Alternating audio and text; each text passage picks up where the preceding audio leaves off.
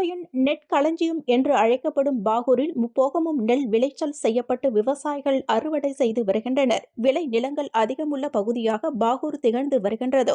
இந்நிலையில் புதுச்சேரி மாநிலம் பாகூர் ஏரிக்கரை வீதியின் அருகே உள்ள நிலத்தின் உரியவர் செந்தில்வேல் என்பவர் தனக்கு உரிய நிலத்தை மற்றொருவர் பயிர் செய்து வருவதால் அதை மீட்டு தருமாறு நீதிமன்றத்தில் கடந்த 2013ஆம் ஆண்டு வழக்கு தொடர்ந்தார். வழக்கு எண் 216 நிலத்திற்கு உரியவர் செந்தில்வேல் எதிர் மனுதாரர் பன்னீர்செல்வம் செந்தில்வேலின் நிலத்தை தனக்கு சொந்தம் என கூறியதால் கடந்த 2013ஆம் ஆண்டு செந்தில்வேல் என்பவர் நீதிமன்றத்தில் வழக்கு தொடர்ந்ததன் அடிப்படையில் நீதிமன்ற முதன்மை சார்பு நீதிபதி ஜெயசுதா உத்தரவின் பெயரில் இவ்வழக்கின்படி நிலத்தை ஒப்படைத்தார். இந்நிலையில் மீண்டும் நீதிமன்றத்தில் முறையீடு நிறைவேற்று மனு வழக்கு தொடரப்பட்டது. அதன்படி நீதிபதி ஜெயசுதா நிலத்தை செந்தில்வேல் என்பவரிடம் ஒப்படைக்குமாறு கட்டளையிட்டார். நீதிபதி உத்தரவின் பெயரில் நீதிமன்ற அமினா சிவக்குமார், தாசில்தார்கள், நில அளவியர்கள் மற்றும் பாகூர் காவல் நிலைய காவல்துறை உதவியாளர், தலைமை காவலர்கள் பாதுகாப்பில் நிலத்திற்கு உரியவரான செந்தில்வேல் என்பவரிடம் ஒப்படைக்கப்பட்டது.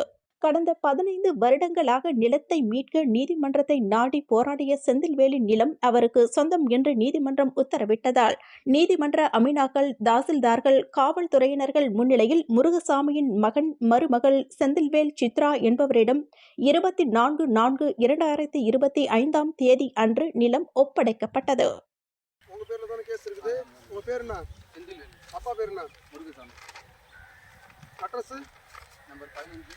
ஏரிக்கரை பாகூர். உங்களுக்கு 2016/2013 போட்ட கேஸ் இல்லையா? அதில் கேஸ் அவங்களுக்கு தீர்ப்பு கொடுத்துட்டாங்க. அந்த தீர்ப்பு படி அவங்க நடந்துக்கிடலன்னு உடனே நீங்கள் என்ன செய்றீங்க, நிறைவேற்று மனு போடுறீங்க. இபி அந்த இபி பேரை விசாரணை பண்ணிவிட்டு உங்களுக்கு இந்த இடத்த ஒப்படைக்கணும்னு கோர்ட்டில் உத்தரவு போட்டிருந்தாங்க.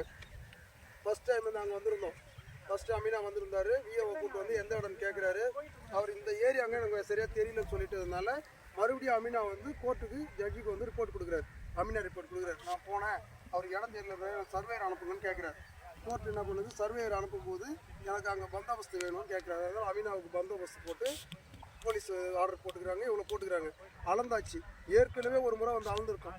அளந்து கரெக்டாக கண்டுபிடிச்சதுக்கப்புறம் அதன்படி இடத்த கண்டுபிடிச்சாச்சின்னு சொன்னதுக்கப்புறம் கோர்ட்டில் நாங்கள் 2 ஆப்ஷன் கொடுத்தோம்.